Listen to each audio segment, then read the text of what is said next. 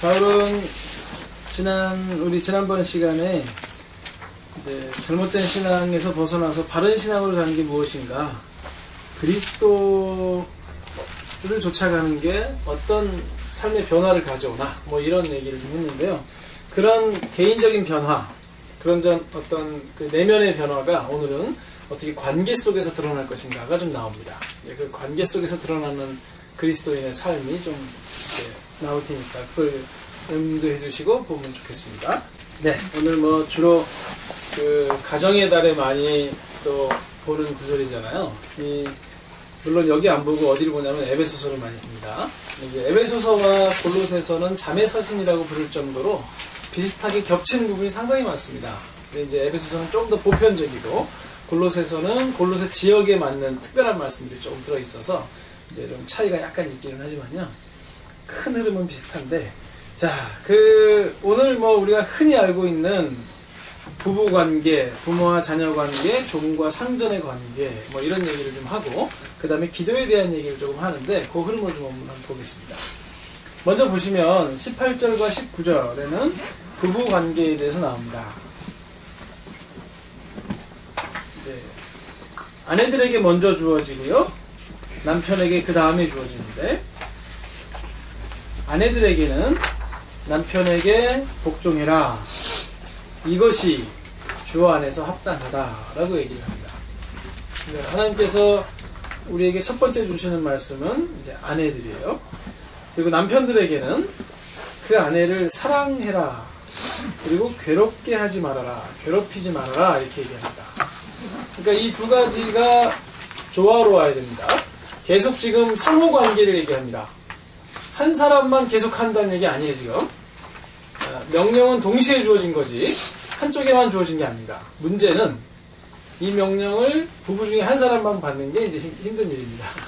그죠? 그래서 부부 중에 한 사람이 받으면 이걸 어떻게 잘 할 것인가 고민할 부분이 참 많아요. 근데 이 관계가 양쪽에 주어졌다는 걸 기억해야 되고, 또 하나는 계속해서 반복되는 말, 주 안에서라는 말이 계속 반복된다는 걸 잊지 말아야 됩니다. 그러니까 주 밖에서 복종하는 얘기가 아니고 주 안에서 복종하는 얘기입니다. 다시 얘기해서 하나님의 뜻을 벗어나는 범위에서 무조건 남편이 시키는 대로 복종해라, 이 얘기를 하는 건 아닙니다. 큰 의미에서 하나님의 뜻 안에서 남편이 어떤 것을 요구할 때, 남편과 함께하면서 어떤 것들이 필요할 때 거기에 대해서 순종해라 하는 말이죠. 그게 주 안에서 이루어지는 게 되게 중요하고요. 또 하나는 여자에게만 주어진 명령이 있는 게 아니라 그 다음엔 곧 남자에게 주어지면서 상보성, 상호 보완적인 관계를 얘기한다는 겁니다.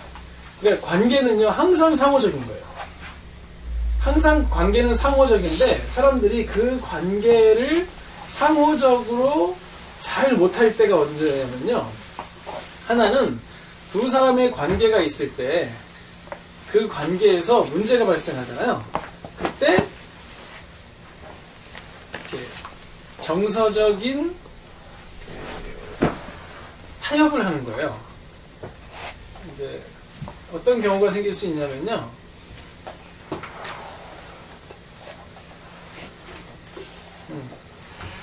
개별성을 포기해버리는 겁니다. 자, 부부 관계가 됐든 부모와 자녀 관계가 됐든 상과 종전의 관계가 됐든 이건 상호적인 관계죠. 근데 상호적인 관계가 되려면 뭐가 잘 돼야 되냐면 너와 내가 있어야 돼요. 일단 부부는 결코 원래 한 몸이 아닙니다. 한 몸이 된 거죠. 그죠? 한 몸이 됐다는 얘기는 서로 다르다는 얘기예요. 일단 서로 다르기 때문에 이 개별성과 연합성이 어떻게 관계를 맺을 거냐가 굉장히 중요합니다. 근데 많은 부부가 뭘 잘 못하냐면 그 개별성을 잘 못 봐줘요. 그러니까 아내가 남편에게 순종하는 것도 그렇고요, 남편이 아내를 사랑하는 것도 그렇고 서로 다른 존재이기 때문에 그렇게 하는 겁니다. 부부는 한 몸을 이루었지만 동시에 서로 다른 존재입니다. 그래서 내 마음대로 못하는 존재입니다. 내가 못 바꿔요, 부부간에. 그럼 부모와 자녀 관계도 마찬가지고 상과 종 관계도 마찬가지예요. 근데 이 상호성 안에는 항상 개별성과 연합성이 있어요. 근데 개별성과 연합성이 안 좋은 방법으로 이루어질 때 중에 하나가 뭐냐면요. 정서적으로 그냥 포기해버리는 거예요. 그러니까 내가 이 사람하고 맞춰 살아야 되니까 내 개별성을 포기해버려요, 그냥. 그리고 이 사람이 요구를 그냥 내가 들어요. 그러면 안 돼요. 네. 여자한테 이런 복종하라고 하는 거 아니에요, 지금. 그러니까 내가 개별을 내가 항상 우리처럼한테 대답하는 거야. 네. 그러니까 이게 사실 어떤 면에서는요, 적응을 하는 거예요. 그냥 수용을 하는 거예요. 문제 일으키기 싫으니까. 네. 자꾸 문제 일으키는 거 싫으니까 적응을 하고 수용을 해요. 근데 이 문제가 더 커지는 이유가 뭐냐면요. 그냥 수용을 하잖아요. 그러면 일시적으로 문제가 안 일어나는 것처럼 보여요. 아무 문제 없죠. 일단 내가 참았으니까. 근데 서로 바뀔 기회가 사라진 거예요. 자, 이 사람이 내 개별성을 무시하고 있어요, 지금. 예를 들어서 내가 교회를 가야 되겠어. 근데 교회 가는 걸 방해해요. 왜 방해해요? 서로 다른 사람이잖아요, 지금. 그죠? 내가 그 사람을 교회를 끌고 가지 않는 것처럼 그 사람도 내가 교회 가는 걸 방해하면 안 돼요. 이건 개별성이에요. 그런데 부부가 연합된 존재니까 같이 좀 갔으면 좋겠어요. 같이 좀 그냥 집에 있으면 좋겠어. 이건 둘 다 연합적인 부분에서 그렇게 생각하죠. 그걸 원하죠. 남편은 아내와 같이 산에 가길 원하고요. 아내는 남편과 같이 교회에 가길 원합니다. 이게 연합성이에요, 지금. 함께 하자, 우리 좀. 그런데 너는 너고 나는 나잖아요, 지금. 근데 누군가 한 사람이 그걸 못하게 막아버렸어요. 예를 들어 아내가 남편을 끌고 교회를 와버렸어요. 그럼 지금 개별성이 파괴됐죠. 근데 남편은 지금 억지로 끌려왔잖아요. 가정의 평화를 위해서. 왜냐면 이거 안 하면 밥 안 주고 문제가 생기니까. 그래서 끌고 왔어요. 당장은 교회에 나온 것 같지만 사실은 교회 온 게 아니죠, 이건 지금. 그죠? 이런 것처럼요. 부부간에 어떤 문제가 생겼을 때 그 부부간의 문제가 부딪히는 게 싫어갖고 한 사람이 계속 져주는 습관을 갖잖아요. 그러면 상대방이 변할 기회를 내가 뺏는 거예요, 지금. 그 사람이 성숙해야 돼요. 그 사람이 성장해야 돼요. 성장하려면요, 고통이 따라요. 성장통이라는 게 있잖아요. 그러면 문제가 있으면 같이 부딪혀서 죽도록 싸우라는 얘기 아니에요, 지금. 서로의 의견을 얘기하고 합의와 조정을 이루어야 되는데 당장 그런 문제가 일어나는 게 귀찮고 힘드니까 그냥 내가 져줘버려요. 그러면 저 사람도 성장할 기회를 잃어버리는 거죠. 그래 놓고서는 하는 일이 뭐냐면 정서적으로 단절을 해버리는 거예요. 내가 알았다. 내가 지고 산다. 하고 나서 마음이 좋진 않잖아요. 그러니까 너는 너대로 살아라. 난 나대로 살 테니까. 요거를 정서적인 별거라고 얘기합니다. 용기가 없어서 이혼은 못해요. 용기 있는 사람은 이혼하는 거고요. 용기 없으면 정서적 별거 상태로 그냥 사는 겁니다. 이게 원인이 뭐냐면 어떤 사람이 자기 개별성을 포기했을 때 나타나는 겁니다. 상호성이 안 되는 이유가 사실인 거예요. 근데 또 어떤 형태로 나타나는 집이 있냐면 서로 지배하려고 하는 집이 있어요. 이제. 맨날 싸우는 거예요, 이거는. 그죠? 서로 의견이 달라요. 의견이 다른데 아내도 안 지고 남편도 안 져. 그럼 뭐 맨날 뭐 날라가고 난리가 나겠죠, 이제. 굉장히 독단적이고요. 조화를 못 이뤄요, 서로. 그러니까 자꾸 서로를 존중하지 못하고 갈등만 남아있습니다. 갈등이 계속 남아있어요, 그냥 그 집은. 그게 싫어서 한 사람이 져주면 아까처럼 이제 성장의 기회가 없어져 버리는 거고요. 정서적으로 고립이 돼 버리는 거고, 그걸 계속 싸우고 있으면 이제 갈등만 생기고 개판되는 거예요, 살집이. 근데 한 사람이 계속 흡수할 경우에는 아까는 별 문제가 안 일어나는 것처럼 그냥 정서적 단절만 일어나는 것 같지만요, 이게 심해지면 이제 예를 들어 과식을 한다든지 약물 중독이 된다든지 도벽이 생긴다든지 애착을 다른 데 가서 찾는다든지 이런 현상들이 나타나요. 이건 이제 보통 일반 사회학에서 늘 얘기하는 얘기들 중에 하나입니다. 그러니까 상호성이라는 건 항상 관계가 상호적이라는 얘기예요. 그렇기 때문에 한 사람이 계속 줘도 안 돼요. 한 사람이 계속 이기고 한 사람이 계속 지는 집은요, 이건 문제가 나타날 수밖에 없습니다. 이 문제가 어디로 나타날지는 몰라요. 이게 맨날 지는 사람이 쓰러질지, 맨날 이기던 사람이 쓰러질지, 아니면 그 사이에 있던 자녀가 어떻게 헷가닥 될지, 요건 어떻게 될지 모르는 상황인데 어쨌든 상호적으로 같이 가지 못하면 안 돼요. 근데 아까 말씀대로 상호적으로 같이 가야 되는데 한쪽이 앉아주고 계속 싸워. 그것도 계속 문제만 생기잖아요. 지금 갈등만 생기고. 그럼 어떻게 하는 거냐? 일반적으로 상담학이나 사회학에서는요, 갈라스라고 그럽니다. 그렇게 사느니 이혼을 통해서 성장하자 우리. 이렇게 얘기를 합니다. 이혼이라는 것을 정죄할 생각은 없어요. 하지만 기독교적 가치를 볼 때 이혼을 장려할 일도 아닙니다. 그럼 어떻게 해야 되느냐? 오늘 본문에 있는 것처럼요. 아내는 남편에게 순종하려고 노력하고 남편은 아내를 사랑하려고 노력하는 겁니다. 아내를 노엽게, 화나게 하지 말고 괴롭게 하지 말고 남편의 의무는 이겁니다. 아내를 사랑하고 아내가 괴롭지 않게 해주는 거예요. 아내의 의무는 이겁니다. 순종하는 거예요. 어떤 게 더 어려운가요? 남편 입장에서는 사랑하는 게 어렵고요. 아내 입장에서는 순종하는 게 어려워요. 그렇게 하지 말래. 이게 왜 그러냐면요. 이게 참 우리의 타락한 현실인 거예요, 사실은. 인간이 타락한 후에 아담과 하와 타락한 후에요. 하나님께서 여자에게 했던 말이 있습니다. 네가 남자를 사모할 것이다. 그죠?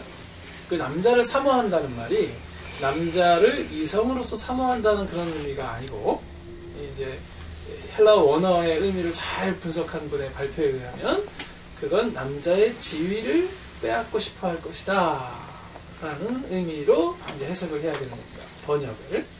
그러니까 여성이 창조의 질서 안에 남성이 가진 리더십을 범하고 싶은 거예요. 내가 리더가 되고 싶은 거죠. 그래서 남성이 하는 일에 대하여 깎아내리고 자기가 그 리더의 자리에 올라가고 싶은 거예요.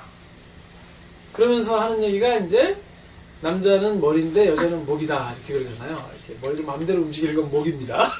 그래서 지가 아무리 뛰어봐야 세상을 다 정복하는 건 남자지만 남자를 정복하는 건 여자다. 뭐 이런 얘기를 하면서 결국 여자가 자기 마음대로 다 하는데 어떻게 하냐면 남편은 마음대로 못하니까 이제 애들을 조종하거나 뭐 이런 형태로 하려고 하는 거죠.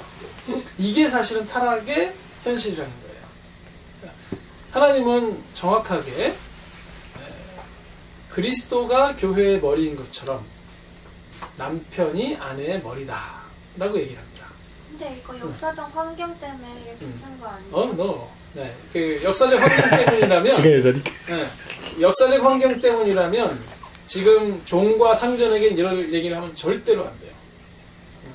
좀 이따 역사적 상황은 내가 세 그룹을 다 포함해 놓고 할 텐데 이제 보면 이게 이제 개별성이잖아요. 네. 사람이 이렇게 개별성이 부부가 네네. 남자와 여자가 서로 개별성이 있잖아요. 근데 이제 사실은 이 개별성이라는 것은 한 사람의 인간, 한 사람의 인간이라는 그렇죠. 인간으로서 어떤 독립되고 독립적이죠. 그 다음에 존중받아야 될 그 무엇인가를 말하는 거잖아요.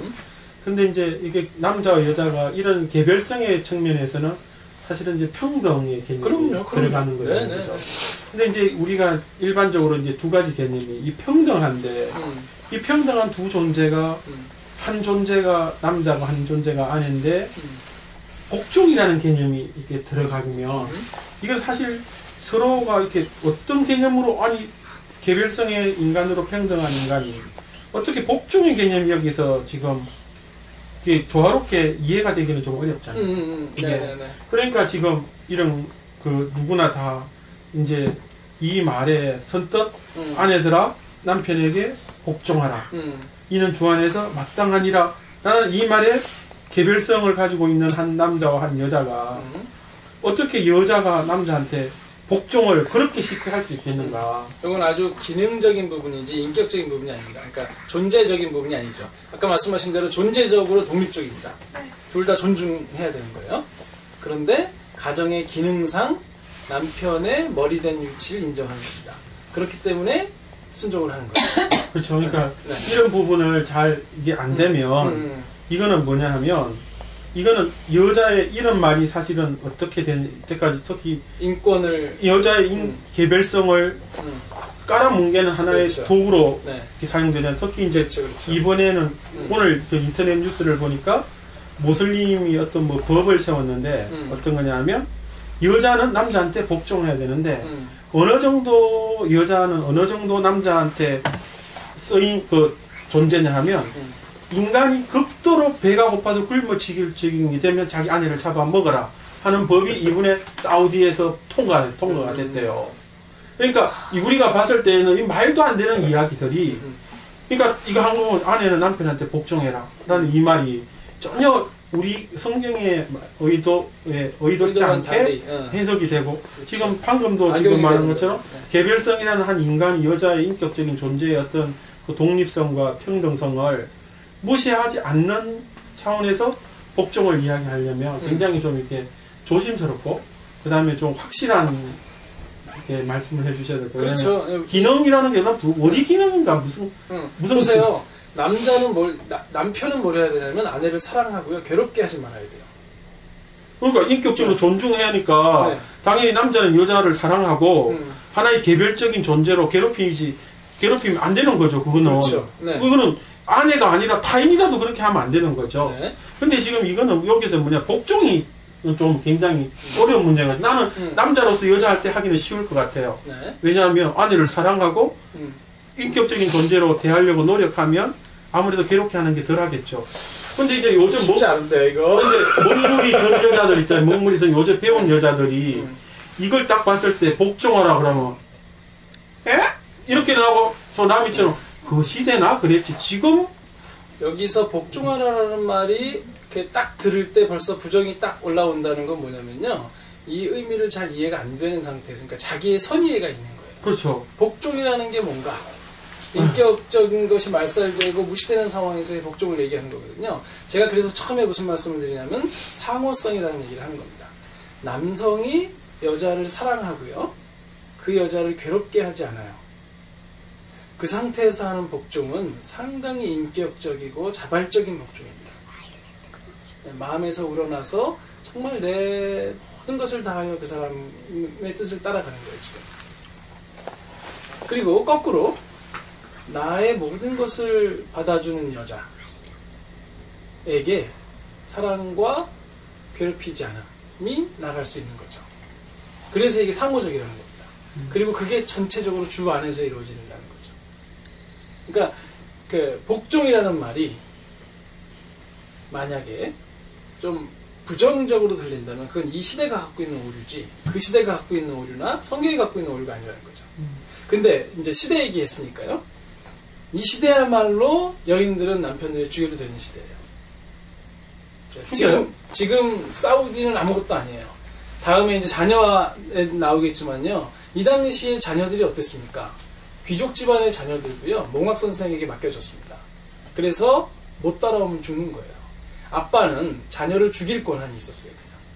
그냥. 여자는 일부 1처제의 시대도 아니고 이건 지금 일부 다처제의 시대에서 여성을 물건으로 취급하던 시대예요. 이 시대가.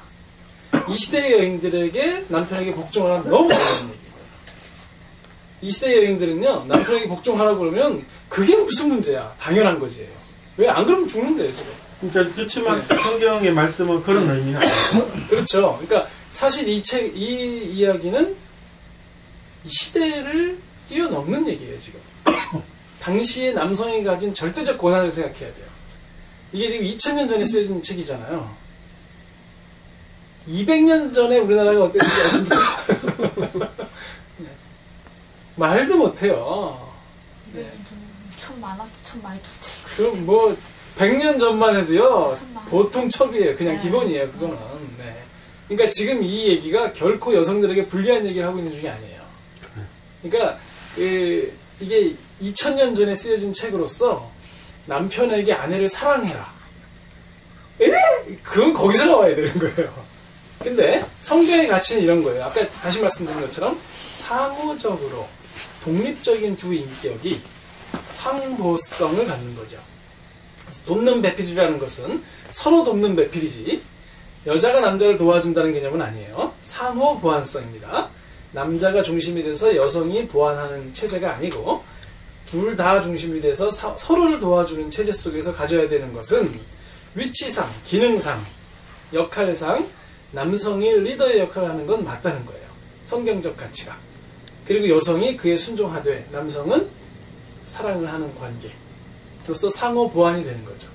이건 마치 뭐와 비슷한 질서를 얘기하는 거죠. 그렇죠. 이건 뭐와 마찬가지냐면 교회에서 목회자의 역할은 군림하는 역할도 아니고 대장이 아닙니다. 그러나 말씀을 맡은 자로서의 존중을 받아야 되는 사람들인 거죠. 그게 없으면 교회는 깨져야 돼요. 그러니까 가정도 마찬가지인 거예요. 그리스도께서 교회의 머리시죠. 에베소서는 그래서 그리스도와 교회를 예로 들면서 남편과 아내를 예를 들거든요. 자, 그리스도께서 교회의 머리십니다. 그러면 그리스도께서 교회를 사랑하신 것 같이 남편도 아내를 사랑하라고 그러잖아요. 그리고 교회가 그리스도를 따라가는 것처럼 아내도 그 남편에게 순종하는 거죠. 네. 근데 그리스도께서 교회를 사랑하신 것처럼 남편이 아내를 사랑해요. 그럼 복종 안 하시겠어요?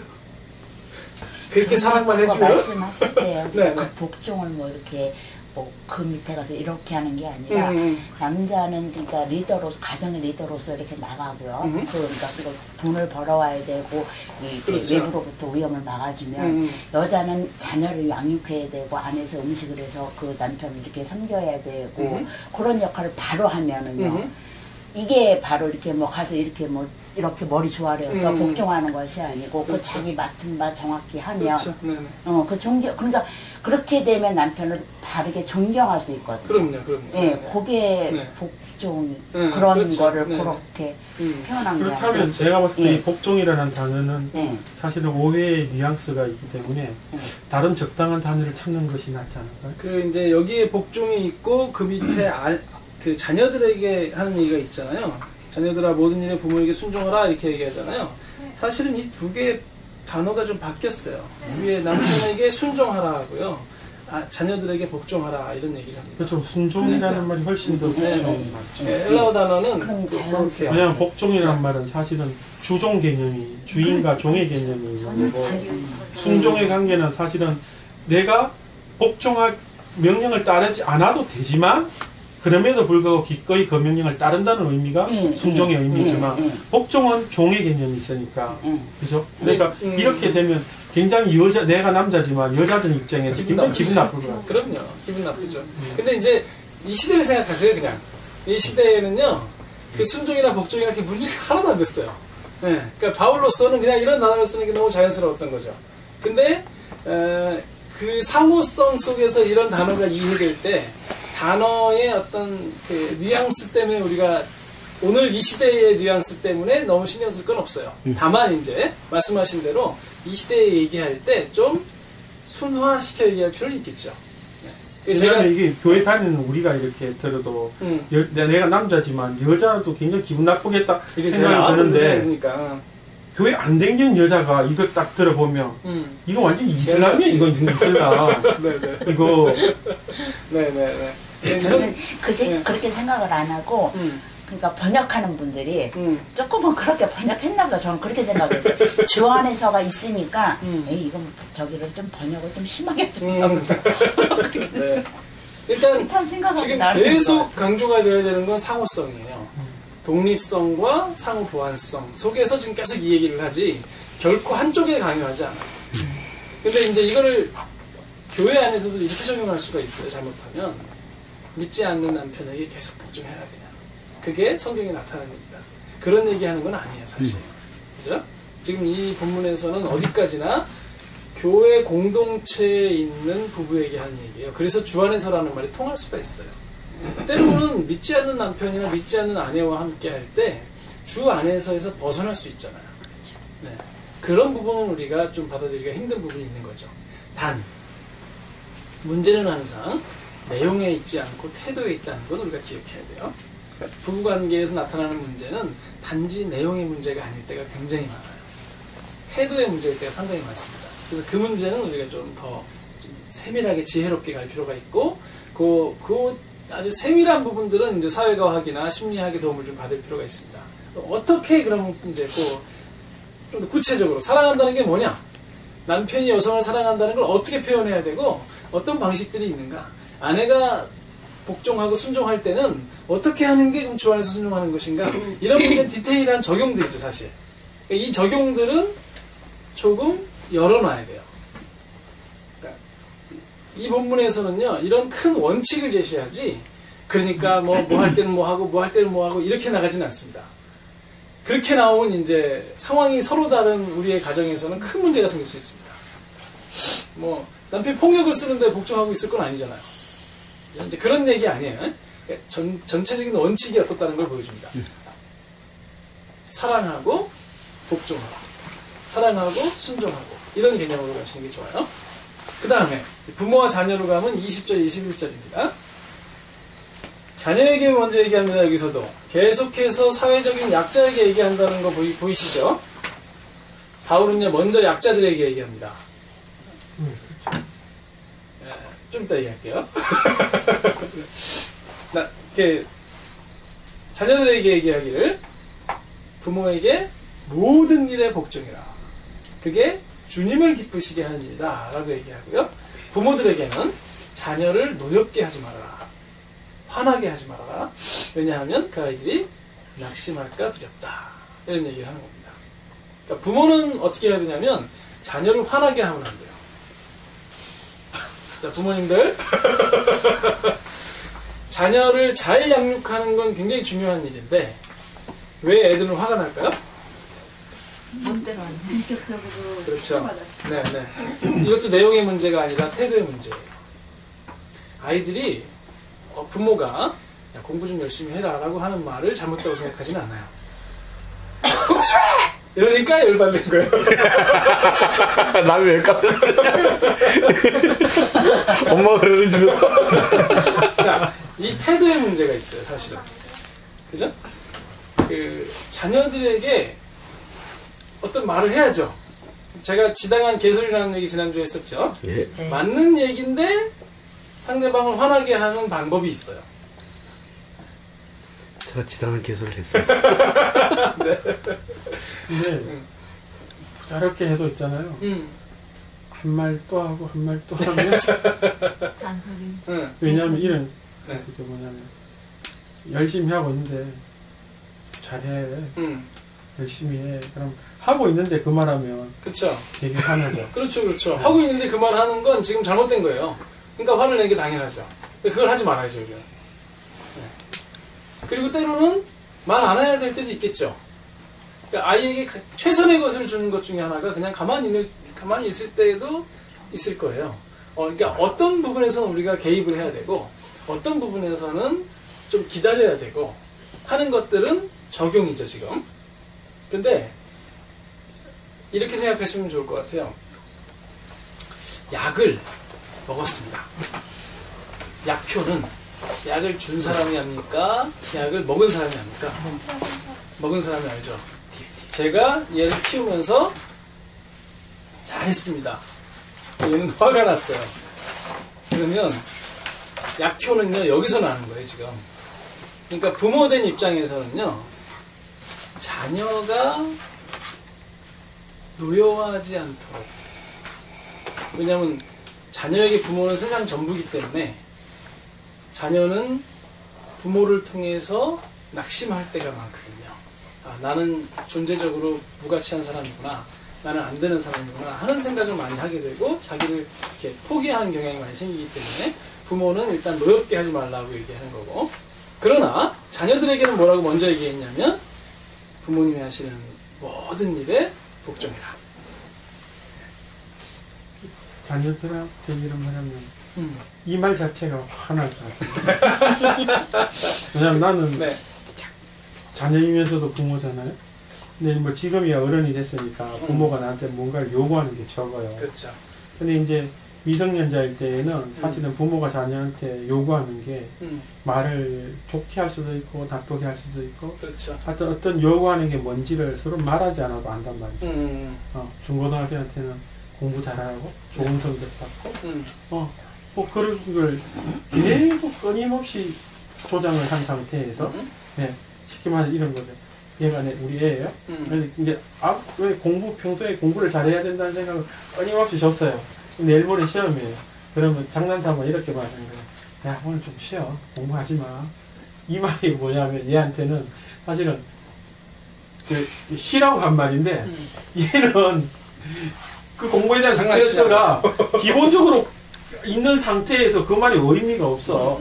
사실은. 그러니까 부모가 자식한테 무언가를 바란다는 자체가 애한테는 사실은 스트레스가 될 수 있는 상황을 벗어날 수 없는 그 대한민국의 모든 그 고4, 고2, 고3 수험생들은 다 그 스트레스 속에 다 가져놓고 무슨 여기 좋은 말을 해서 오늘은 쉬자. 근데 쉬지. 근데 쉬어도 마음은 편치 않은 거지. 그러니까 제일 힘들게 되는 고등학생들한테 제일 힘들게 마음 쉬기는 쉬는데 마음 하나도 안 편하게 쉬어. 그치, 마음이 편해. 공부를 안 하고 노는데 하나도 마음은 안 편해. 왜냐면 그 목표점에 다다르기 위한 모든 스트레스가 사실은 구조적으로 놓여 있는 애들한테 모든 일에 부모한테 순종하라 이 말 자체가 사실은 벗어날 수 없는 어떤 그 구조적 압력을 다시 한번 느끼게 하는 말씀일 수 있을 것 같아요. 내가 자녀이라면 모든 일에 부모한테 순종하라. 그래, 공부 열심히 하면 되지 뭐. 이런 개념이죠. 예. 아까 집사님 말씀하실 때는 전제가 있었어요. 평상시에 어떻게 하다가, 그죠? 이미 놓여온 상태입니다, 그건. 그죠? 그러니까 이미 놓여온 상태가 아니면 괜찮아요. 그러니까 예를 들어서 제가 제 아이를 양육을 합니다. 제가 제 아이를 양육하는데 저도 오늘 공부했냐? 라고 물어봤죠. 걔는 절대로 놓여있지 않아요, 지금. 제가 그 얘기를 했을 때 그 아이가 꼭 놓여온 건 아니에요. 항상 그럴 수밖에 없는 메커니즘은 아닙니다. 왜냐하면 그렇지 않은 집도 있고 그런 집도 있으니까. 네. 스트레스를 나만 받고 살았나? 고등학교. 아니요. 스트레스를 받는 사람이 훨씬 많을 겁니다. 아이들 중에서. 아이들 중에서 엄마 아빠가 야, 공부 좀 해라 이렇게 얘기했을 때 스트레스를 받는 애들이 훨씬 많겠죠. 비교하지 못할 정도로. 그래서 지금 계속 무슨 얘기를 하냐면 상호성을 얘기하는 거예요. 그냥 아이한테 야 부모한테 복종 이렇게 얘기하는 중이 아니라니까요. 부모한테는 아이를 노엽게 해서는 안 된다고 얘기를 하면서 아이한테는 너는 엄마 아빠한테 복종을 해야 된다 이렇게 얘기하는 중인 거예요 지금. 이게 한쪽에게 주어지는 명령이 아니라 양쪽에게 동시에 주어지는 명령이라는 거죠. 근데 변화의 시작은 약자들부터 계속 얘기를 하고 있다는 건 또 하나 주목해 볼 만한 얘기예요. 좀 더 있다가 그 얘기도 해보죠. 그러니까 지금 여기서도 여전히 동시에 주어지는 명령입니다. 한쪽에 주어지는 명령이 아니라. 그리고 이 시대가 어떤 시대냐면 자녀는 이렇게 성인이 되기 전에 자녀는 아빠가 죽일 수 있는 시대예요. 그냥. 이 성경의 시대에서. 네, 이 시대. 네. 이 시대의 자녀에게 복종해라 한다고 해서 전혀 문제될 게 없어요 지금. 네. 근데 아빠한테 자녀를 노엽게 하면 안 됩니다. 이 얘기는 말도 안 되는 얘기예요. 이 시대에. 네. 어디 아빠한테 이런 얘기를 해요? 죽으려고 지금. 네. 그 왜 독수리가 새끼를 밀어 떨어뜨려 버리잖아요. 떨어져 죽는 놈은 죽는 거고요. 날개쳐 살아남는 놈은 살아남는 거예요. 그런 시대예요 지금. 자녀가 보물처럼 애지중지하고 이렇게 키우는 시대가 아니라 지금 왜 약자들에게 먼저 말씀하시는지 알겠죠? 약자들은 이 얘기를 너무 받아들이기 쉬워요 사실은. 이 시대적 상황 속에서. 그런데 이 강자들, 남편들이 아내를 사랑한다? 도구인데? 내 성적인 도구인데? 아버지가 자녀를 노엽게 하지 않는다? 심지어 죽이기도 하는 사회에서 요건 더 받아들이기가 힘든 상황이었던 거예요. 지금은 사회가 많이 변했죠. 지금 거꾸로 됐어요. 이제 거꾸로 됐어요, 지금. 그게 더 힘든 게 또 반대가 되는 거예요. 그죠. 요새는 거꾸로인데요. 뭐, 그것도 가정마다 조금씩 다르긴 하겠지만, 이제는 그래도 많이 평등한 사회가 됐잖아요. 그래서 오히려 이 말씀이 우리가 지금 현실에 적용하기가 훨씬 쉬워요. 생각을 해보세요. 옆집에는요, 여자가 무슨 일 있으면 팍팍 소박을 쳐내요. 옆집 남편이 벌써 여자를 7번째 소박을 보내고 있어, 지금. 옛날 조선사회 같은 생각을 한번 해보세요. 조선사회만 해도 여자가 뭐 잘못하면 다 내쫓아버리면은 저쪽 집에서는 너는 출가 외인이 돌아가서 죽든지 말든지 가라 그러고 막 이런 여자가 할 데가 없는 사회잖아요. 그런 사회에서 남성이 군림하고 막 쫓아내고 막 이런 사회인데, 그런 사회에다가 아내에게, 남편에게 순종하십시오. 그 남편에게 사랑하셔야 됩니다. 이런 얘기를 할 때 남편이 받는 충격이 훨씬 커요, 사실은. 제가 남자라서 지금 얘기하는 게 아니고 부모라서 그러는 게 아니라 사회적으로 그렇다는 거예요. 그러니까 부모는 자녀를 노엽게 하지 않는 게 좋아요. 내 소유가 아니니까. 왜 부모가 자꾸 자녀의 개별성을 무시합니까? 내 소유라고 생각하는 거야. 결혼 후에도 내 소유라고 생각을 해요. 결혼 후에도. 그래서 결혼을 했는데도 이혼해라 말아라 얘기하고 앉아있어요, 지금. 조언을 해줄 수 있겠죠. 그렇죠. 네, 조언을 하는 거죠, 조언을. 조언도 안 해줘야 돼. 네? 그러니까 정말 그 사람의 인격성을 존중하는 상대방이 원치 않는데요, 저는. 아니, 상대방이 원치 않는다니까요. 예를 들어서요, 좀 디테일한 건 좀 가고, 제가 시간이 막 가서. 자, 며느리가 싫어하고, 사이가 싫어하니까 조언해주고 안 돼요. 세 번째가 이제 종과 상전에 대한 얘기입니다. 3장 22절부터 25절까지가 종의 자세, 제일 길게 나오죠. 다른 데는 한두 절씩 나오는데요. 이거는 22, 23, 24, 25, 4절씩이나 나와요. 그리고 상전에 대한 얘기는 꼴랑 한 절이에요. 4장 1절에. 그러니까 종한테 할 얘기가 많은 거죠, 지금. 무슨 얘기를 하냐면, 너희들도 모든 일에 복종해라, 이 얘기를 합니다. 지금 약자들한테는요, 순종, 복종 이런 얘기를 계속 하는 겁니다, 지금. 근데 그들에게 뭐라고 얘기하냐면, 그것이 주 안에서 마땅한데 순종을 하되 사람을 기쁘게 하는 것처럼 하지 말고 하나님께 하듯이 해라 라고 합니다. 또 눈가림만 하지 말고 성실한 마음으로 해라. 주님을 두려워하는 마음으로 성실하게 그 일을 해라. 이렇게 얘기합니다. 그러니까 지금 사람에게 하는 것은 곧 눈가림만 하는 거고요. 죽게 하듯 하는 것은 주님을 두려워하는 마음으로 성실하게 하는 거예요. 상전들에게 어떤 원리를 제공하냐면, 너희들은 사람에게 하듯이 눈가림만 하는 일을 하지 말라. 죽게 하듯이 성실하게 해라. 이렇게 얘기를 해요. 근데 그러면 이제 이럴 거 아니에요. 나는 좀 억울하다. 우리 주인이 못됐기 때문에.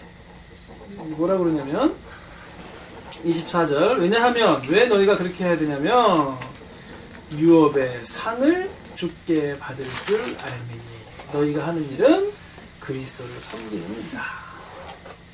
그러니까 일상에서, 이게 지금 종이라고 얘기하면 지금으로서는 뭐 종상전이 없잖아요. 지금의 현장에서 뭐 하는 일이라고 생각하시면 좋을 것 같아요. 일상의 일이 곧 주님을 섬기는 일이다. 그렇기 때문에 사람에게 하듯이 눈가림만 해서는 안 되고 주님께 하듯이 진실한 마음으로 성실하게 행하는 것이 중요하다라고 얘기합니다. 그럼 제가 강의를 가요. 강의를 가는데 어디는 시간당 20만 원 주는 데도 있고 어디는 시간당 뭐 5만 원 받고 가는 데 있고 그렇다고 쳐요. 그럼 제 마음가짐이 달라지겠죠. 한 시간에 20만 원 주는 데 가면 열심히 준비해갖고 가서 쫙 하고 올 거예요. 그리고 한 시간에 5만 원 주는 데는 5만 원 주는 데 하고 그냥 대충 하고 와요.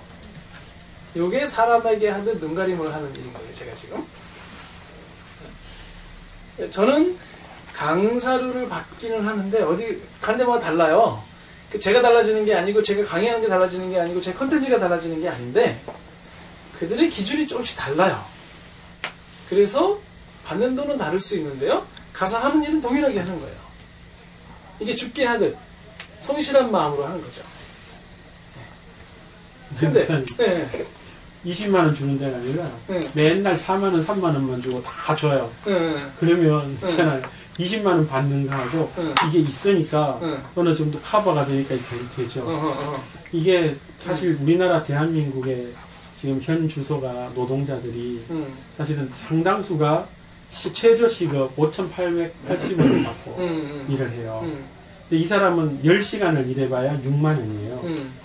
6만 원을 일을 하는데 사실 이게 이제 6만 원치 일을 하면 25일을 일을 하면요. 6, 5, 30, 6, 22 한 달에 150만 원을 받아요. 근데 사실은 대한민국의 상당수의 월급자들이 150만 원에서 200만 원의 월급을 그렇죠. 받죠. 그죠? 네네. 그러면 하루 일당 8만 원짜리 일당제예요. 사실은. 네. 그 뭐 평생도록 고용이 보장되는 것도 아니고, 근데 뭐냐면 하루 일당 8만 원 받는 사람들한테 고용주는 하루 일당 20만 원치 일을 요구를 하죠. 사실은. 그럼요. 네. 네네. 그러다 보면 사실은 월급장이는 아침 출근했다가 퇴근하면 짐이 다 빠집니다. 이 짐이 빠지는 일을 언제까지 해야 되냐 하면 죽을 때까지 해야 돼요. 네. 그럼 이 사람들이 느끼는 어떤 절망감이라는 거는요. 사실 이루 말할 수가 없어요. 왜냐하면 내가 이 생활을 언제까지 해야 되느냐. 내가 이거를 위해서 내 평생을 산다면 내 인생은 얼마나 불쌍한가. 사실은 제가 직장생활 하다가 그만둔 이유는 그 이유 때문이에요. 왜냐하면 내가 이 보이지 않는 끝 터널을 나는 끝까지 가는 것은 내 인생에 동의할 수가 없다. 내가 그래서 회사를 그만뒀어요. 10월 1일 날 우리 철원마트 사표 쓴다고 말을 하고 사표 쓰고 10월 30일까지 인수인계주고 그만두고 왔어요. 근데 사실 이 말은 굉장히 직장생활을 하고 충분한 월급의 대우를 받지 못하는 상당수의 사람들이 이 말을 들었을 때는 사실은 가슴이 먹먹할 것 같아요. 왜냐하면 저 사람은 나를 인격적으로 존중하지 않아요.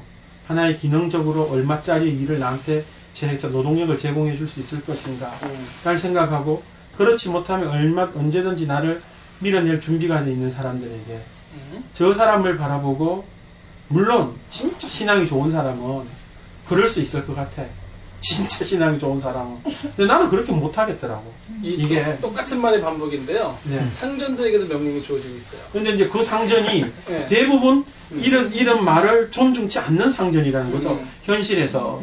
그럴 때 이 현실에서 그런 사람, 그 사람들은 사실은 뭐 그렇지 않은 사람을 상대로, 물론 이럴 수 있어요. 그 사람이 나한테 충분히 인격적으로 이렇게 대우를 해줄, 급여적으로는 아니라도 얼마든지 인격적으로 이렇게 하려고 노력하거나 그런 인격적인 존중감 이런 게 보이는 사람이면 그럴 수 있을 것 같아. 근데 그런 대상이 아니잖아요. 사실 언제든지 사실은 어떻게 계약의 관계에서 뭐 밀려날 수 있는 그런 게 대한민국의 현실 속에서 과연 이렇게 산다는 것이, 이 말씀을 받아들인다는 것이 진짜 아멘하고 받아들일 수 있겠는가. 예를 들어서 사실 지금 내가 살아온 경험을 기준으로 봐서는 이 말씀 앞에 나는 아멘 못할 것 같아, 진짜. 왜냐하면 그 목사님이야 가면 1시간 하면 20만 원짜리 있으니까 5만 원짜리 받을 수 있어요. 근데 1시간 했는데 목사님 강사를 쳐서 15,000원 쳐줘봐요. 5,880은 3배 쳐가지고 630, 18,000원 쳐줘봐요. 18,000원 쳐줄 때 이거를 계속 부르면 네가 해라 그러지 난 안 한다 이런 말 나올 것 같거든요. 그러니까 네, 안 가면 되죠 제가. 네, 그러니까 네. 네, 그러니까 네. 안 가면 되는데 여기서는 네. 지금 사실은 월급쟁이를 안 할 수가 없어요. 우리는. 왜? 아니 왜 안 할 수가 없? 저도 가야 돼요. 꼭 가야 돼요. 저도. 돈 벌어야 되거든. 그러니까 월급 어느 정도 많이 받죠. 아니에요. 그렇지 않고요. 자 보세요. 지금 명령은 상호적으로 주어지는 중이고 이 시대의 종들은 어떤 종인지 또 생각을 하셔야 돼요. 그러니까 우리는 성경을 보고 바로 오늘에 적용하면 절대로 안 돼요. 성경은 원리가 나오잖아요. 지금. 이 시대의 종들이 어떤 처지에 있는 사람들인데 그 종들에게 그 종들을 다스리는 상전에게 하는 말이 뭐냐면 상전들아 의와 공평을 종들에게 베풀어라. 왜냐하면 너희들도 하늘의 상전이 있기 때문이다. 그러니까 당시의 종들은 돈 주고 팔던 시대예요. 사람이 지금처럼 인격을 가지고 무슨 노조를 결성한다든지 무슨 회사를 선택할 수 있다든지 그런 시대도 아니에요. 이 시대는 지금. 이 사람은요 묶여 있으면 일로와 너 얼마 하던 시대예요. 지금 이런 노예제도가 없어진 지는 불과 얼마 안 됐습니다. 자? 우리나라로 쳐도 100년 안짝이고요. 영국으로 쳐도 그렇고요. 윌버포스가 언제 써놨는데요. 그죠? 그러니까 지금 이 시대 2000년 전에 이 시대에 그 종들에게 그 상전들에게 복종하라는 말은 너무 당연한 거예요. 근데 복종을 하되 사람에게 하는 것처럼 하지 말라 너희들은. 왜? 너희들은 지금 주를 섬기는 중이다. 너희들은 지금 그 일을 주 앞에서 하고 있는 중이니까 하나님께 하듯이 성실한 마음으로 해라. 그죠? 종들은 더 심적으로 받아들이기 힘들었을 거예요. 왜냐하면 지금이야 뭐 말 그대로 그만둘 수 있는 어떤 그렇죠. 네. 그런 것도 있지만 근데 이 상태에서는 진짜 말 그대로 종인데 하나의 물건으로 취급받던 사람들에게 이런 말씀을 하셨을 때 사실은 네. 개별성을 진짜 뚜렷하게 가진 사람이고 인간을 동물처럼 다룬다는 것은 있을 수도 없는 것이다라는 의식이 뚜렷한 사람한테는 사실은 뚜렷할 수 없죠. 그 당시에. 그러니까, 예, 없었겠죠. 그러니까 네, 네. 만약에 그렇던 사람이라면 정말 이거는 받아들이기 그렇죠. 힘들었어요. 네네. 네. 그건 지금 우리가 그래도 민주화된 상태에서 민주적인 사고를 하는 게 정상적이라고 여기는 상태에서는 가능하지만 동시대에 북한만 가도 동시대에 이슬람권에만 가도 이 얘기는 너무 당연한 얘기가 되는 거예요. 그러니까 지금 우리가 이제 성경을 해석할 때는 항상 어떻게 생각해야 되냐면요. 성경이 쓰여진 그 당시의 의미를 찾아야 돼요. 그리고 거기서 나오는 원리가 뭔지를 잡아야 돼요. 그 원리를 오늘 어떻게 적용할 건지가 나와야 돼요. 그러니까 지금 성경에 쓰여진 그 시대의 그 이야기를 오늘에 바로 적용할 때는요. 계속 이런 반발이 생길 수밖에 없어요. 그죠? 그러면 어떻게 되냐면 성경을 나는 못 믿겠다가 되는 거예요. 성경을 못 믿겠으니까 나는 성경을 안 믿겠다 하고 나갈 수밖에 없는 거거든요. 자, 다시 성경을 본문을 해석한다는 것은 원래의 의미를 해석해야 돼요. 그 시대에 주어졌던 어떤 의미. 그러면 그 의미를 그 내용을 적용하는 게 아니라 그 의미를 찾아냈죠. 근데 이 의미는 뭐냐면 모든 문화와 모든 시간을 초월하는 어떤 의미가 있어요. 그리고 그 의미를 어떻게 오늘에 적용할 건가가 나와야 돼요.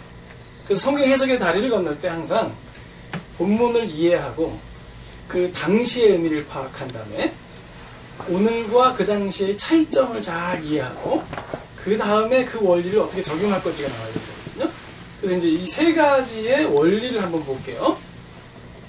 약자들에게는 이렇게 얘기했습니다. 부부 가운데서 약자인 여인에게는 남편에게 순종하라. 그게 주 안에서 합당하다. 부모와 자녀 중에서 자녀에게는 모든 일에 복종해라. 그게 주 안에서 기쁘시게 하는 것이다. 자, 종들에게는 복종해라. 죽게 하듯이 해라. 죽게 상속받거나 죽게 부응받을 것이다.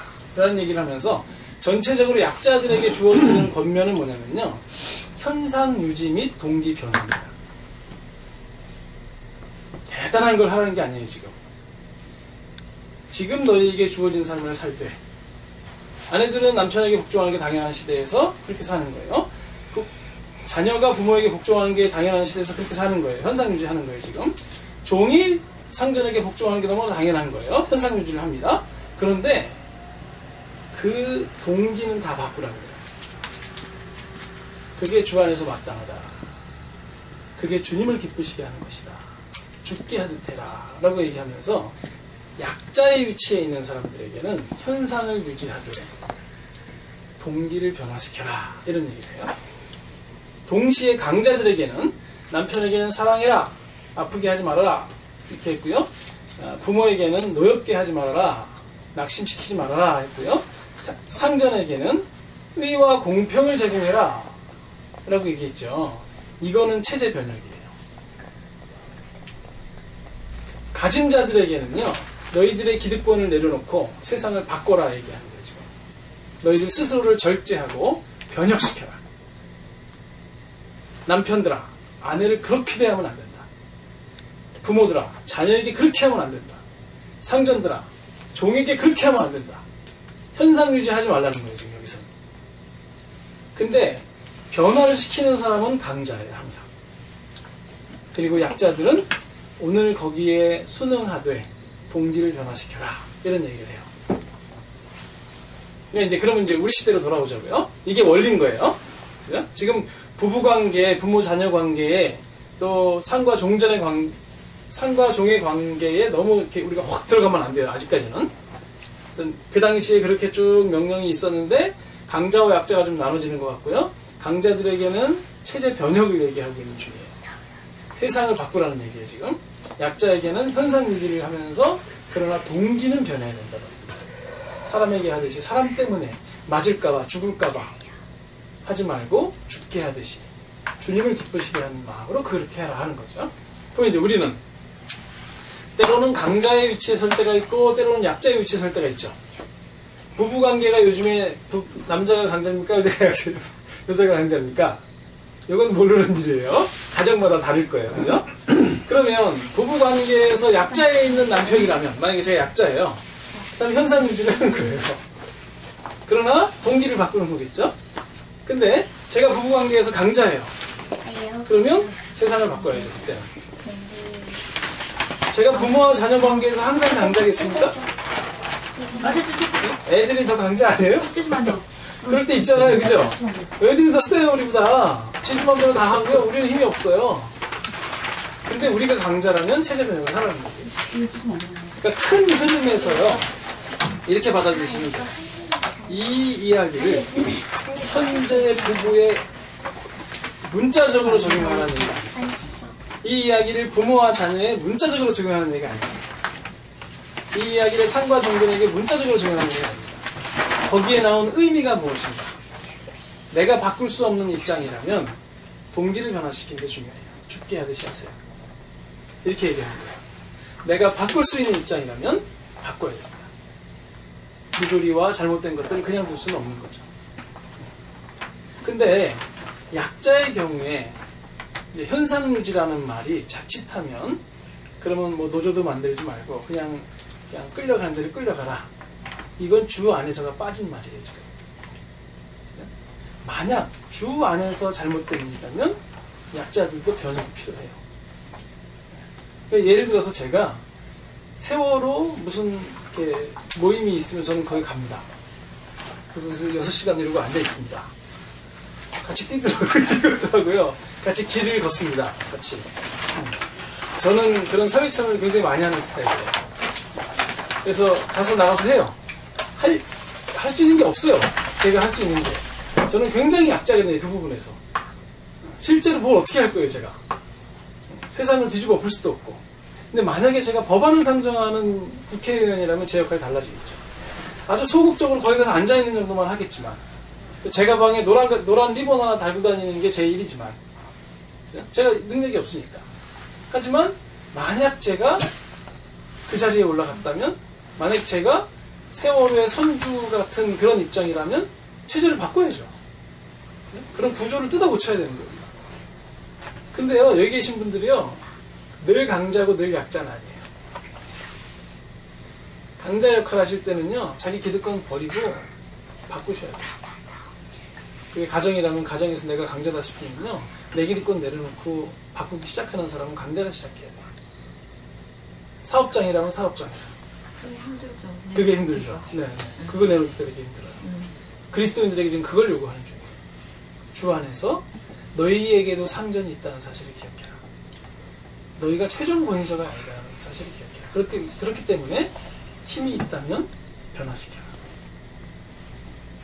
이 얘기를 듣고 제가 센터를 하나 운영을 하는데 거기에 많은 선생님들이 오세요. 저는 어떻게 해야 될까요? 제가 사장이라고 제 마음대로 막 굴려먹어요, 사람들을. 그리고 막 그 수단 취급하고요, 도구 취급하고 살아요. 그럼 지금 이 말씀을 따르지 않는 거예요, 그죠? 제가 사장으로서 어떻게 하라는 얘기 안 나와요, 지금. 근데 그 원리를 제 삶에 적용을 시키는 거죠. 제가 한 교회의 대표 목사입니다. 대표 목사로서 교회를 어떻게 운영하나요? 자기 권위를 내려놓는 방식으로 운영을 한다면 잘하는 거예요. 성경의 원리를 따라가는 중이죠. 근데 자기 권위를 위하여 뭔가를 조작하는 쪽으로 간다면 저는 잘못 가고 있는 중인 거죠. 근데 제가 늘 강자가 아니고 약자일 때가 있어요. 거기서 세상을 바꾸겠다고 들고 뛰어봐야 잘 안 되는 경우가 참 많고 오히려 문제가 일어날 때가 많죠. 저 사람이 받아들일 준비가 안 돼 있으니까. 그때는 다시 약자의 위치에서 제 동기를 변화시키고 하는 거죠. 그러면 여기 계신 분들은 다 강자일 때 약자가 있겠죠? 어떻게 하시는지 알겠죠, 이제? 주 안에서 사무적으로 그 일이 가능하다. 이렇게 얘기하는 겁니다. 그래서 이거를 적용할 때 상당히 힘든 게요. 예를 들어서 주 안에서에서 벗어나서는 어떻게 해야 될 것이냐. 사무적이지 않을 땐 그럼 어떻게 할 거냐. 이건 굉장히 디테일한 문제예요. 여기선 정말 뭐가 필요하냐면 기도가 필요합니다. 그래서 4장 2절로 가면 기도를 항상 힘쓰고 기도에 감사함으로 깨어있어라 라는 얘기를 합니다. 지금 4장 1절에서 얘기 끝나고 4장 2절은 딴 얘기하고 이런 중이 아니라요. 이렇게 살아가는데 진실로 필요한 게 뭐냐면 기도다. 자신의 기득권을 내려놓기 위해서 과연 무엇을 해야 되겠는가. 어쩔 수 없는 처지에서 이 일을 하면서 동기를 변화시킨다는 건 어떻게 가능할까? 그만해. 기도에 항상 힘쓰고 진짜 그만해. 기도에 감사함으로 깨어있어라. 이제 그야 그만해. 일어나. 근데 그게요. 그 다음에 뭘로 이어지냐면 전도로 이어져요. 기도에 항상 힘쓰고 기도에 감사함으로 깨어있으라 얘기한 다음에 나를 위하여 기도하되 우리를 위해서 기도하되 하나님이 전도할 문을 우리에게 열어주셔서 그리스도의 비밀을 말하게 하시길 구하라. 이것을 인하여 내가 매임을 당했다.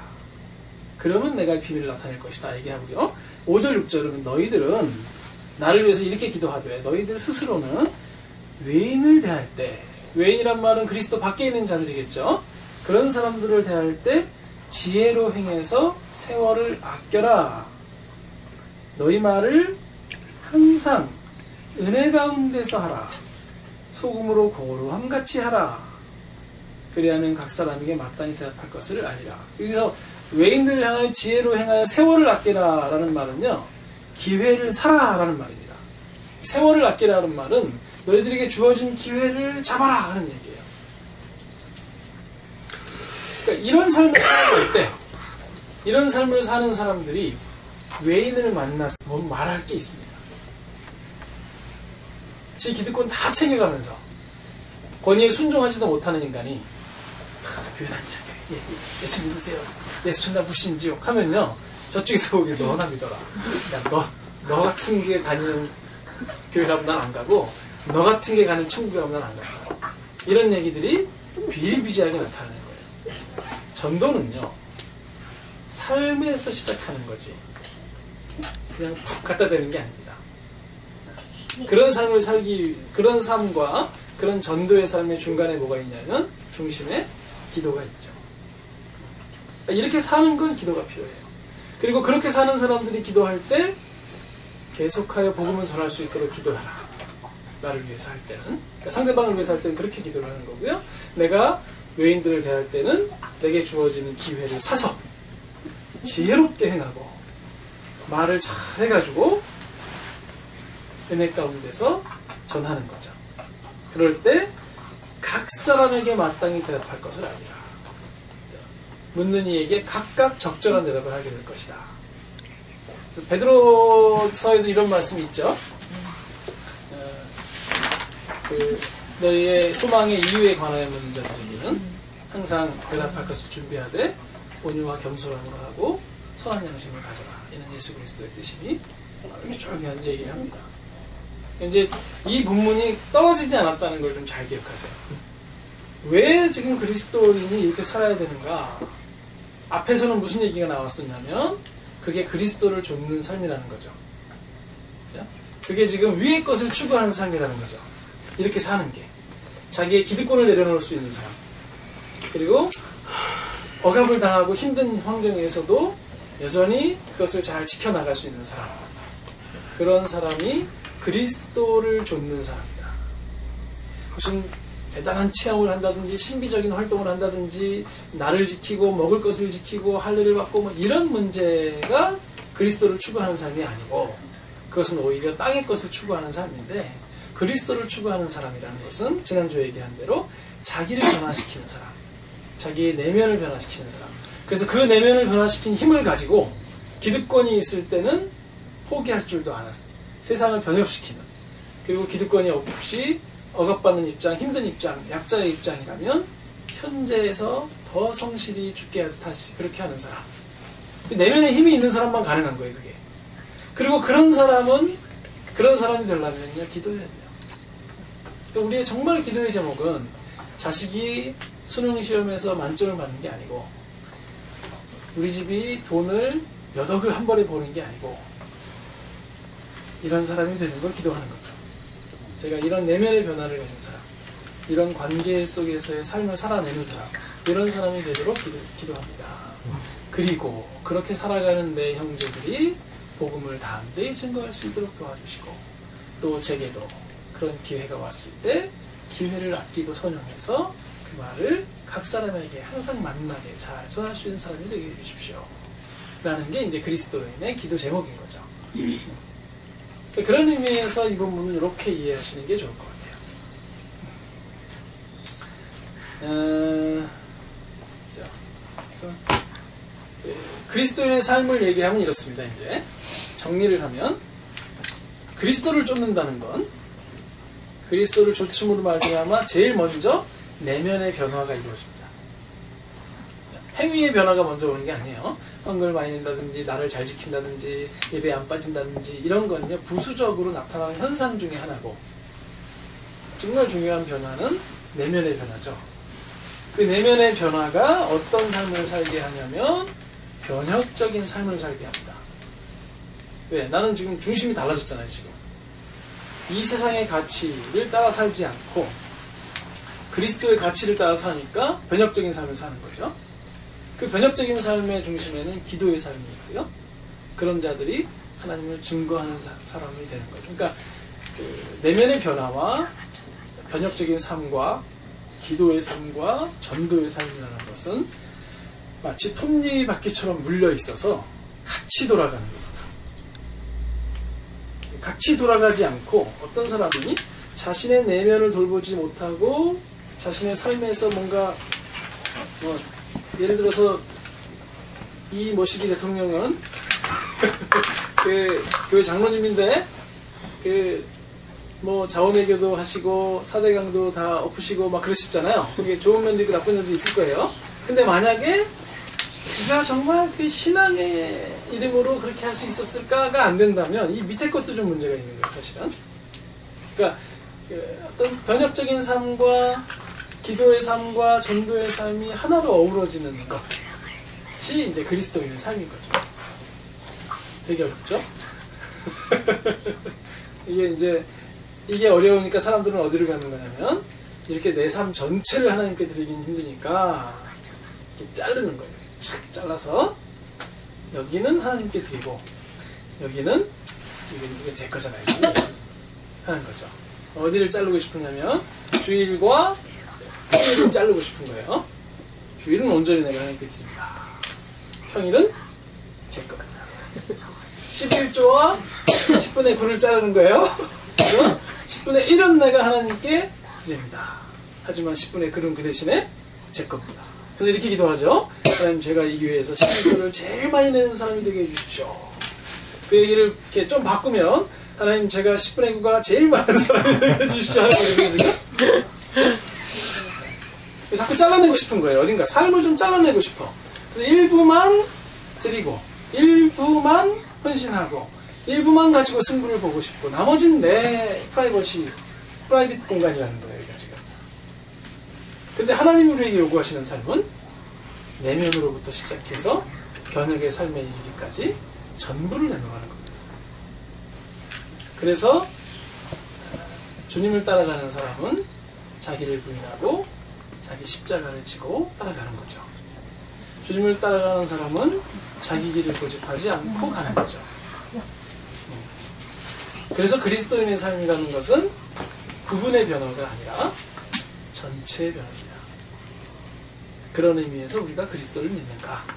이 부분은 굉장히 고민을 하셔야 될 부분이고 결단을 하셔야 될 부분입니다. 내가 정말 그리스도를 믿겠는가? 그리스도께서 우리에게 이런 삶을 요구하시는데 내가 그것을 제가 주님 거기로 가겠습니다 하고 대답하고 갈 것인가? 아니면 그거는 안 되겠으니 제가 좀 보류를 하겠습니다 하고 솔직하게 내가 그리스도를 안 믿는다고 고백할 것인가? 대신에 솔직하게 된다는 것이 곧 교회를 떠나시면 안 돼요. 가능성이 없으시니까. 그죠? 자꾸 들어야 되거든요, 이 얘기를. 자꾸 들어서 내가 부족하지 했을 때 자기를 정죄하지 말고요. 내가 부족하잖아요, 지금. 그죠? 그때 자기를 정죄하지 말고 우리가 익히 들은 바대로 그래서 내가 참 죄인이구나. 이게 전적 타락이에요. 내가 정말 죄인이구나. 그래서 그리스도가 필요한 거지. 하고 노력해서 살아가는 것도. 그렇지 않다면요. 우리는 마치 일부를 떼어내서 하나님께 드리고 내가 의인인 척하고 살아가는 거예요. 내가 남들보단 더 잘하잖아요. 그래도. 내가 너보단 좀 나은 편이잖아. 그러니까 나는 그리스도인이 아니야? 이건 뭐랑 비슷하냐면 5년형 받은 사람이 10년형 받은 사람 옆에 앉아서 나는 그래도 깨끗하다 야 너보다 이런 거랑 비슷한 거예요. 감옥에 앉아서 둘이. 질문이 있는데 네네. 그런 게 네. 자발성에 내 마음 진심으로 우러나서 하는 게 아니고 네. 이제 교회 분위기라는 그렇죠, 게 있잖아. 그렇죠. 교회마다. 정서가 있죠. 네. 네. 근데 그게 은연중에 내면은 그렇지 않은데 강요받는 게 있잖아요. 그런 게 있을 수 있잖아요. 그래서 네네. 억지로 하게 될 수도 있잖아요. 어떤 헌신이나 맞아요. 뭐 여러 맞아요. 가지 그런 네네네. 이렇게 열매로서 얻어지게 보이는 것들이 있을 수 있는데 그게 강요에 의한 그렇죠, 것일 수도 그렇죠. 있고 맞아. 자발성에 의한 것일 수도 있잖아요. 네네. 그럼 그런 건 어떻게 바라봐야 돼? 그게- 억지로라도 해야 돼요? 아니면 선택해야죠, 내가. 그러니까 성장의 방법이 억지로 한다고 안 되지 않을 거고 안 한다고 안 되지 않을 거예요. 하나님 우리를 붙들고 계시잖아요. 잠시 내가 나를 의지하고 잠시 내가 내 항해의 길에서 벗어났어요. 하지만 하나님이 나를 놓지 않고 하나님이 결국 나의 항해의 끝을 그리로 인도하실 거거든요. 근데 교회가 너무 강요하는 건 교회의 잘못입니다. 그렇죠? 꼼짝살짝 못하게 해놓는 건 교회의 잘못인 거예요, 그건. 근데 그건 교회의 잘못이니까 교회의 잘못이라고 쳐놓고요. 그럼 나는 어떻게 할 것이냐는 거죠. 근데 어떤 사람은요, 그냥 그 일을 쫓아가면서 숨을 죽이는 사람이 있을 수 있어요. 그렇잖아요. 그러니까 그냥 하려는 걸 하면서도 동기를 바꾸고 이렇게 하면서 고난 속에서 그 일을 감당하는 게 그 사람의 스타일인 사람이 있어요. 근데 어떤 사람은요, 확 차고 나와버려요, 교회를. 근데 교회를 안 다녀.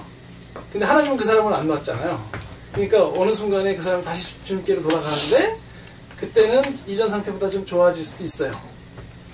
근데 그거는 사람마다 좀 다를 것이고 선택도 다르고 성향이 다르니까 그 부분에 대해서는 이제 적용의 부분에서는 각자의 적용이 좀 있는 거겠죠. 그러니까 거기서 나에게 안전한 방법은 뭘까 하는 부분을 좀 생각해 봐야 되겠는데 제가 아까 말씀드린 게 그거예요. 그래서 교회만 안 떠나시면 좋겠다고. 왜냐면 기회가 있으니까. 근데 이렇게 네. 보면 제가 봤을 때는 22절에 보면 이제 뭐 종들아 요즘은 종이 없으니까 그렇죠. 뭐 그렇죠. 직원들아 모든 일에 육신의 상전들에게 순종하되 뭐 사장한테 순종하되 사람을 그렇게 하면 안 된다니까. 이게 딱 그게 그러니까 예를 들면 이렇게 될 때 네네. 사실은 이제 이렇게 될 때 이렇게 할 수 있으려면 사실은 제가 볼 때 네. 어떤 게 있어야 되냐면 내가 현실적으로 당신 나의 상전이지만 진짜 나의 상전은 그렇죠. 우리 예수님이다. 그렇죠. 그렇죠. 그렇기 때문에 내가 이 하는 일은 당신한테 하는 게 아니라 내가 주님한테 하는 것이다. 네. 하는 것이 가득 이제 자존감을 가지고 네네네. 그러니까 이렇게 하려면 굉장한 어떤 내면의 자존감이 내면에 그렇죠. 네. 자존감이 필요할 것 같아요. 그렇죠. 근데 자존감이 필요하니까 내가 이 일을 하는 것도 사실은 주님을 두려워해서 성실한 마음으로 하고 무슨 일을 하든지 주님 할 때 내가 할 때 이 성실하심이 너를 향하는 것이 아니라 사실은 주님을 향해서 내가 하는 것이다. 그게 24절에 나오잖아요. 네, 그러니까 자부심을 네. 가지고 일을 네. 할 때 네네. 사실은 이제 어떤 면에서 보면 사장이 어떻게 컨트롤할 수 있는 어떤 그런 직원이 아니라 저 사람은 자기의 신념이 그러하기 때문에 네. 저렇게 산다는 것을 알게 되겠죠. 그런데 이제 문제는 그런 거죠. 이게 과연 충분한 페이가 주어지지 않을 때 지속될 수 있을 것인가. 지치지 않을까. 인간이 지치잖아요. 어. 인간이 계속 반복되는 네. 뭐라 그럴까 괴로움과 고난이 연속될 때 그게 한계가 오잖아요. 인간이. 그러면은 그때 나와야지. 나와야 네. 내가 능력이 있고 그 페이를 받고 있는 게 부당해요. 우리는 선택권이 있잖아요. 나와야죠. 나와서 내가 내 능력을 인정해 주러 가야죠. 이게 지금 이렇게 말씀을 이렇게 들을 때 사실은 이게 뭐냐 내가 받아들이기로 뭐냐면 이것은 굉장히 뭐냐면 자기 자존감을 하나님과의 관계에서 획득한 사람만이 할 수 있는 행동인 것 같아요. 그렇죠. 그 앞에서 내면의 힘을 얘기하죠. 예, 그러니까 왜냐하면 이게 사실은 포지션의 입장에서 봤을 때는 고용주와 피고용주의 관계에서 네네. 사실은 고용주에 의해서 컨트롤되는 피고용주가 아니라 주님에 의해서 피고용 그렇죠. 컨트롤되는 피고용주라는 걸 가질 때만 그렇죠. 비로소 가질 수 있는 그렇죠. 어떤 그렇죠. 그 독립성이라는 거죠. 네. 그런 면에서는 참 보면 이런 면 이게 그렇게 해석이 된다면 이거는 뭐냐면 진짜 하나님이 주시는 어떤 그 인간의 어떤 개별성이 굉장히 2000년 전이지만 굉장히 강력하게 기본 베이스에 깔려 있는 그런 말씀이라는 생각이 들어요. 그러니까 이런 사람은 사실 이런 개별성이 확실하게 있는 사람은 그 당시에 종이었지만 사실은 죽음을 불사하고도 종의 위치에 벗어나려고 할 수도 있었을 거예요. 그렇죠. 왜냐하면 네가 내 종이지 주인이 아니다. 내 주인은 주님이다. 네. 라고 한다면 내가 이거학적인 상태에서 내가 주님의 뜻을 따르지만 당신은 너무 주님과 달라. 내 죽음을 불사하나 종 안 할래. 할 수 있을 것 같아요. 그럼요. 네. 그리고 사회적인 어떤 그래서 이제 바울이 얘기하는 게 그러나 그 체제 안에서 순종을 하면서 네 동기를 바꾸는 게 중요하다라고 얘기를 한 거거든요. 여기 지금 그 우리가 아주 좋아하는 히브리서 11장에 쭉 믿음이란 무엇인지 쭉 얘기하잖아요. 믿음에 대해서 쭉 얘기하고 히브리서 11장 보면요. 믿음은 바라는 것들의 실상이야 보지 못하는 것 증거니 막 얘기했잖아요. 믿음에 대해서. 그리고 믿음으로 한 일들에 대해서 쭉 얘기를 해요. 그리고 11장 뒷부분에 이제 36절부터 보면 또 어떤 이들은 수롱과 채찍질 뿐 아니라 결박과 옥에 갇히는 시험도 받았으며 돌로 치는 것과 지금 믿음 가진 사람들 얘기하는 거예요. 톱으로 켜는 것과 시험과 칼에 죽는 것을 당하고 양과 염소의 가죽을 입고 유리하여 궁핍과 환난과 학대를 받았으니 이런 사람은 세상이 감당치 못하도다. 저희가 광야와 산중과 암혈과 토굴에 유리하였으나 이 사람들이 다 믿음으로 말미암아 증거를 받았으나 약속을 받지 못하였으니 얘기하면서 하는 얘기가 뭐냐면 이 시대라는 것이 믿음을 가지고 살아갈 때 이럴 수 있다는 거예요. 근데 이 앞에는 이긴 사람들이 나오죠. 이 앞에는 막 잘된 사람들 얘기가 나와요. 그러니까 믿음을 가진 사람들 중에서 어떤 사람들은 잘 되기도 했어요. 믿음으로 자식을 받기도 했고요. 믿음으로 유업을 받기도 했어요. 근데 어떤 사람들은 믿음으로 죽었어요. 매 일반이라는 얘기입니다. 하나님 입장에서 보기엔 믿음으로 잘된 사람이나 믿음으로 죽은 사람이나 그건 똑같은 거예요. 믿음으로 살아간 사람이에요.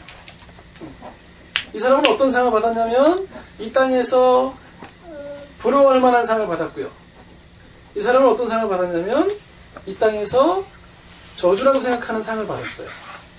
하나님 입장에서 보기엔 그건 다 일반이에요. 그냥. 그러니까 그런 사람은 세상에 감당치 못하는 거죠. 지금 골로새서에 나오는 그 사람은요, 세상이 감당치 못하는 사람이에요. 그러니까 이게 그 내면의 그 믿는 사람이 하나님 앞에서 자신이 누구인가를 확정지은 사람만이 사실은 기꺼이 이 말씀을 따라 살 수 있는 그럼요. 어떤 그런 믿음의 삶의 방식이 그렇죠. 이런 거다라는 네네. 생각이 듭니다. 네. 근데 그런 거 없이 이렇게 보면 그냥 부당한 요구죠. 부당한 요구라고밖에 네. 안 보이고. 맞아요. 네. 그래요. 그러니까 이 본문이 계속 오해가 되는 거예요. 네. 네. 근데 사실은 네. 이런 본문을 네. 자기들의 어떤 특정한 정치적 목적이나 그렇지, 사용을 많이 하죠. 사용하기 위해서 많이 이렇게 할 때 네. 사실은 교회 내에서 이걸 또 여자들은 또 좀 착한 여자들은 또 남편한테 복종해야지 하고 질서가 있는데 하면서 그래서 역효과가 나고. 네, 그럼 네. 보면 이건 도대체 무슨 말이야? 맞아요. 이런 맞아요. 네, 네. 그러니까 도저히 그러니까 뭐 사실은 뭐 이거 사실 먹물 있는 여자들 머릿속에 제대로 자기 주체성이 뚜렷한 여자들한테 이런 말 하면 그럼. 이거는 뭐 교회 안 다니겠어요. 제가 봐도 이게 네. 오해되게 말하면. 맞아요. 네. 그러니까 이런 본문을 다룰 때 우리가 이제 이런 본문뿐만 아니라 성경 전체가 다 그런데요. 사실은 성경은 상황이 있어요. 그럼 그 상황에서 먼저 생각을 해야 돼요. 그리고 그 상황에서 요구하는 원리라는 걸 뽑아내야 돼요. 이게 하나님의 뜻이거든요. 그리고 그 원리를 오늘에 적용을 해야 되는 거예요. 그러니까 그 상황에서 바로 오늘로 오면 안 되고. 성경은 다 그렇다고 보셔야 돼요. 그러니까 골로새 교회에 주는 그 편지잖아요, 지금 이게. 그럼 골로새 상황에서 이 얘기를 먼저 생각을 하고. 근데 그 원리는 안 변하는 거예요. 시대가 변해도. 문화가 바뀌어도. 그 원리를 가지고 와서 오늘 우리에게 적용을 시키는 거죠. 이건 성경 해석의 아주 기본적인 원리인데 이 기본적인 원리가 잘 안 지켜질 때가 많아요.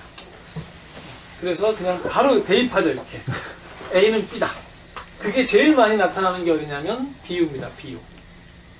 선한 사마리아인의 비유가 있어요. 강도 만난 사람이 쓰러졌습니다. 그런데 첫 번째 누가 지나가고, 두 번째 누가 지나가고, 세 번째 선한 사마리아인이 왔습니다. 그래서 그를 구해줬죠. 상처를 싸매주고요. 여관으로 데려가서 왼전 새 잎을 주고 나서 얘를 보호해달라고 내가 다시 온다고 약속을 하고 떠났어요. 이게 무슨 뜻이냐. 강도 만난 사람은 우리입니다. 인생을 살아가다 보면 참 어려운 일을 많이 당하시죠. 참 힘드시죠. 남편한테 치기도 하고 이 사회에 그냥 가진 자들이 우리를 억압하기도 하고 우리는 그렇게 상처를 받습니다. 그런데 누구도 우리를 도와주지 않았습니다. 그때 선한 사마리아인이 왔는데 그게 바로 예수님이십니다. 예수님께서 우리의 상처를 다 싸매주시고 안아주시고 우리를 하나님의 나라로 인도를 해주셨습니다. 여관으로. 그리고 성령님께 우리를 부탁했죠. 우리가 올 때까지 우리를 이렇게 내가 다시 올 건데 보살펴달라고 그러고 예수님이 떠나셨고요. 예수님이 다시 오실 것입니다. 우리는 지금 잠시 거기 머물러 사는 중입니다. 요게 신천지에서 하는 얘기예요. 굉장히 은혜롭죠? 그죠? 비유에 A는 B다 이렇게 딱딱 집어넣는 거 있죠. 그건 다 잘못됐다고 보시면 돼요. 근데 그거랑 똑같은 게 뭐냐면 오늘 본문을 그대로 우리한테 갖고 오는 것 중에 하나예요. 그렇게 하면 안 돼요. 그렇게 하면 성경을 못 믿어요. 이제 그때부터. 왜냐면 이상한 얘기가 많으니까. 아내한테 막 복종하라고 그러고 말이야. 요새 누가 애한테 애 보러 아빠한테 복종하라고 그래요. 그거 이 시대에 받아들일 수가 없는 일이거든요. 그러니까 그걸 문자적으로 우겨서도 안 되고 문자적으로 우기니까 또 그걸 거부해서도 안 되고 의미를 잘 파악해야 되는 거죠. 근데 아까 말씀드린 대로 그런 사람은 세상에 감당치 못하는 거예요. 근데 그 세상에 감당치 못하는 사람이요 시대를 어떻게 만나느냐에 따라서 조금 결과는 변할 수 있어요. 그죠? 윌버포스 같은 사람이 노예제도를 이렇게 없앴잖아요. 윌버포스처럼 생각했던 게 어디 한둘인가요? 네, 윌버포스는 그 일을 했어요. 하나님께서 윌버포스를 통해서 그 일을 하셨으니까. 근데 그 일하다 죽은 사람은 더 많아요. 얼마나 반대. 그럼요. 그 말도 안 되는 얘기예요. 사람들은 얼마나 그걸 기득권 내는. 그럼요. 네네네. 진짜. 그 말도 안 되는 얘기인 거죠. 그러니까 그거 했다가 뭐 다 잘려나가는 사람이 얼마나 많겠어요? 근데 하나님이 그 사람들로 치다가 윌버포스 시대는 바꾸신 거예요, 그냥. 네. 그러니까 이건 하나님의 손에 달려 있어요. 그 부분은. 그러니까 우리가 최종적으로 어떻게 될지는 그 하나님만 아시는 문제인데요. 그 어떻게 될지에 신경 쓰지 말고 내가 어떻게 할지를 신경 써야 되는 거죠. 하나님은 어떻게 하실지 모르겠는데요. 저는 어떻게 해야 될까요? 이 생각을 해야 되는 거죠. 그러니까 세상에 안정적으로 사는 사람은 한 명도 없습니다. 괜찮아요. 서완종 씨 이번에 사건 보세요. 그 돈 많은 부자가 저렇게 끝날 수도 있어요. 근데 지금 그 이상한 사람들도 안 죽고 살아있는 사람도 있어요. 결과는 우리 손을 떠나 있어요, 지금. 근데 선택은 할 수 있어요, 내가 어떻게 살 건지. 거기에 신경을 써야 됩니다. 그래야 그리스도의 빛을 드러내는 사람이 되는 거죠. 네. 성경이 가진 세계관을 받아들이는 중에 우리들의 머릿속에 충돌이 일어나야 정상입니다. 왜냐하면 이 성경이 가진 세계관이 우리가 그냥 살아가던 세계관과 달라서 그래요. 충돌이 일어나야 되고요. 그 충돌을 우리가 인정을 해야 돼요. 괜히 신앙 좋은 척 버티고 있으면 안 돼요. 그죠? 원래 나는 알았다는 듯이, 난 원래 뭐 완벽했다는 듯이 그러고 앉아있는 것도 이상한 거예요. 그죠? 성경의 세계관과 우리의 세계관, 이 시대의 세계관은 충돌할 수밖에 없습니다. 그 충돌을 우리가 수용하는 거예요. 그리고 계속 고민을 해야죠. 그리고 갈등이 결국 신앙입니다. 그 갈등을 계속 하는 거예요. 그 갈등을 하기 싫어가지고 그냥 이 시대의 어떤 흐름을 수용해버리면 그럼 신앙이 성장할 수가 없죠. 계속 갈등을 해야 됩니다. 우리는. 네, 일단 여기까지 하고 또 말씀하실 거 있으면 좀